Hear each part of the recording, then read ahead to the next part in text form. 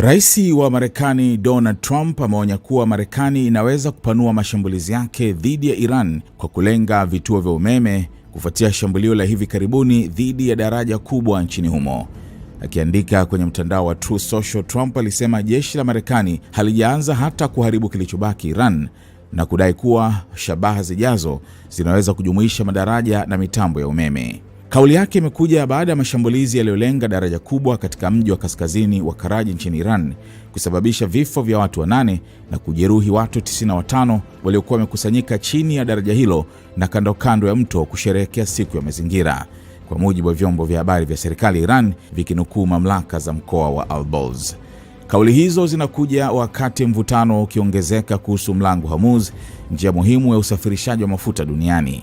Vyombo vya habari vya serikali ya Iran viliripoti kuwa mwanadiplomasia Kazim Garibabad anaandaa pendekezo pamoja na Oman la kusimamia mlango huo ili kuhakikisha usalama wa meli zinapopita. Pendekezo hilo limeelezwa kuwa na lengo la kurahisisha usafiri wa meli katika njia hiyo inayopita katika maji ya Iran na Oman, lakini inayochukuliwa kama njia ya kimataifa. Usafirishaji kupitia mlango huo umeathiriwa na vita vinavyoendelea.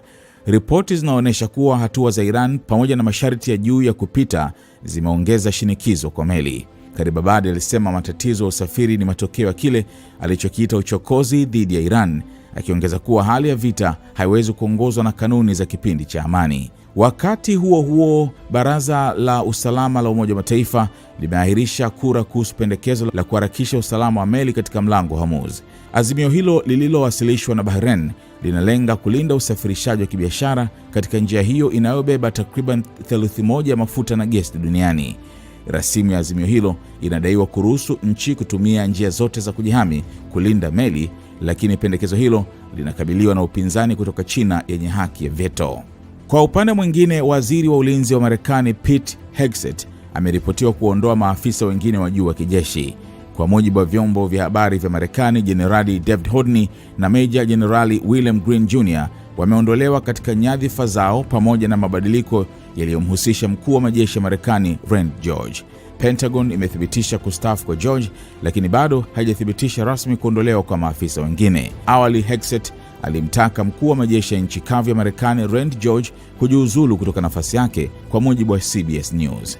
Msemaji mkuu wa Pentagon Sean Parnell alisema katika taarifa iliyochapishwa kwenye mitandao ya kijamii kuwa George atastaafu kutoka nafasi yake kama mkuu wa 41 wa majeshi ya nchi kavu mara moja. Kwa kawaida mkuu wa majeshi ya nchi kavu hutumikia kwa kipindi cha miaka 4. George, ambaye ni mwanajeshi wa muda mrefu na mhitimu wa chuo cha kijeshi cha United States Military Academy at West Point, aliteuliwa kushika nafasi hiyo mwaka 2023 na aliyekuwa rais wa zamani Joe Biden. Mabadiliko hayo yanakuja baada ya Trump kusema katika hotuba kwa taifa kuwa vita kati ya Marekani, Israel na Iran vinatarajiwa kumalizika hivi karibuni sana.